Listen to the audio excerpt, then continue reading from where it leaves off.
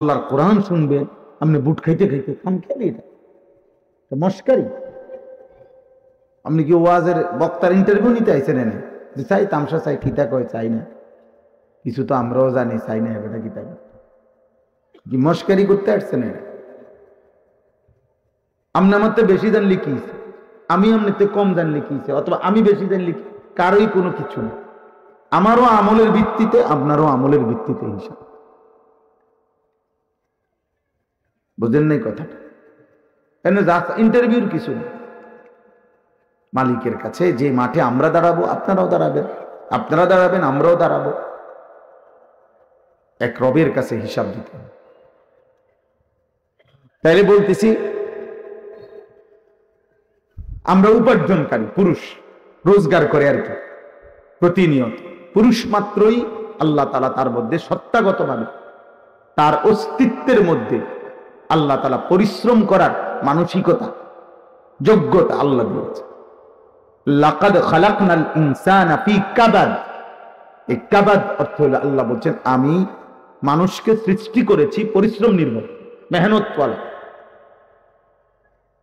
কসম করে আল্লাহ বলছেন লা উকসিমু বিহাদাল বালাদ, কসম করে আল্লাহ বলছেন ফি কাবাদ। এই অর্থ হলো শ্রম নির্ভর।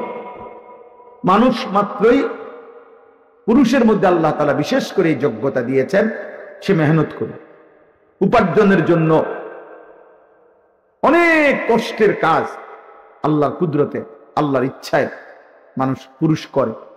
তাহলে আমরা উপার্জনকারী।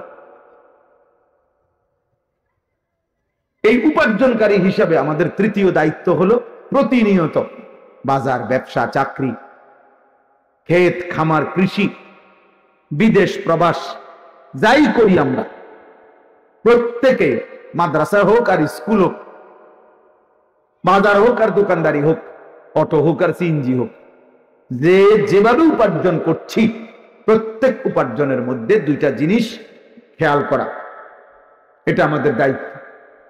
কি খেয়াল করতে হবে? এক, উপার্জনের ক্ষেত্রে কাসবে হালাল।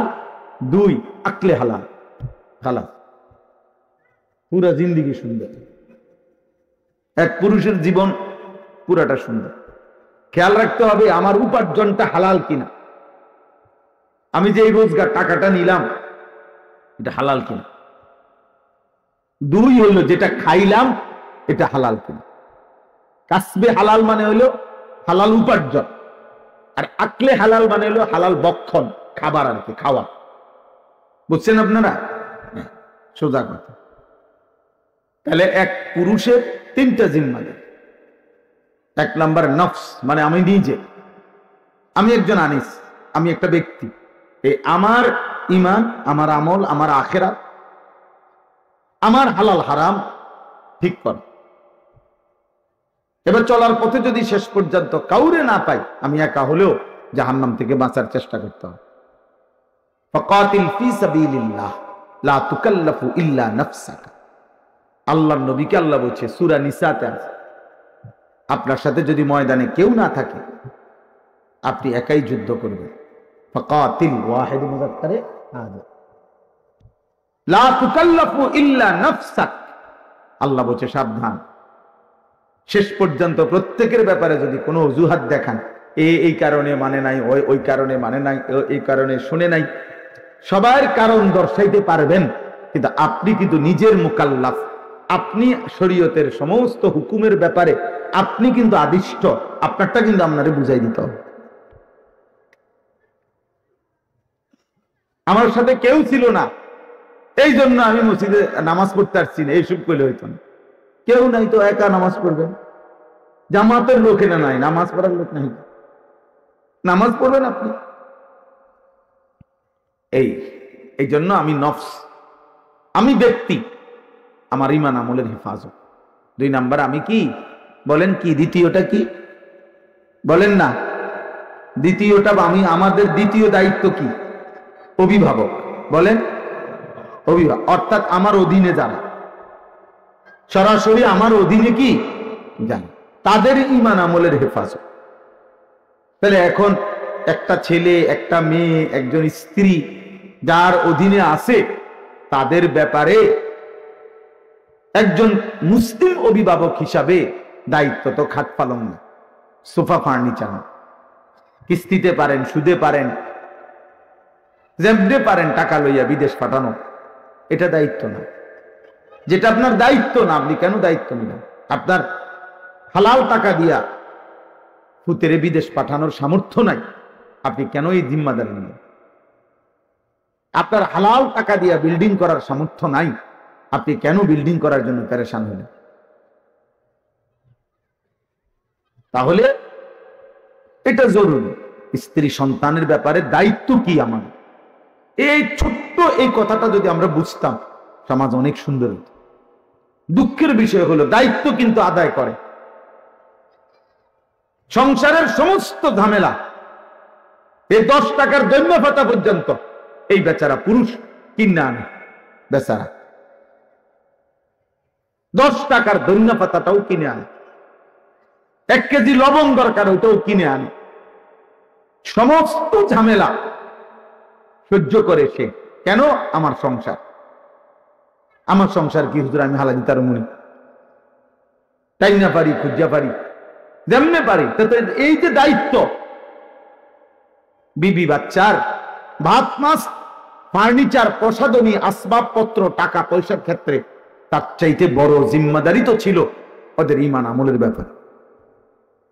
তো এই দায়িত্বটা আপনি নিজের কাঁধে নিচ্ছেন না কেন? আপনি না মুসলমান? আপনি না মুসলমান? তা আপনি মুসলমান হিসেবে আপনার প্রথম দায়িত্ব, আপনি বউ বাচ্চার ঘর সংসার করতে তো মানা করে নাই, কিন্তু আপনি কাজটাকে বন্টন করেন। এখন মনে করেন মাগরিবের ওয়াক্ত হইতে একটু আগে, আমার মাগরিবের পরে ওয়াজ, এখন আমার দায়িত্ব কি এটাকে সেটিং করা, যে আগে আমি ওয়াজ শেষ করে লই, এরপরে 7:30টার দিকে আমি মাগরিব পড়ব নাকি? কথা, আমার দায়িত্বটা কি? আমাকে আমার কাজটা সিরিয়াল করে দিতে হবে, যে আমি আগে নামাজ পড়ব, এরপর আমি কি করব?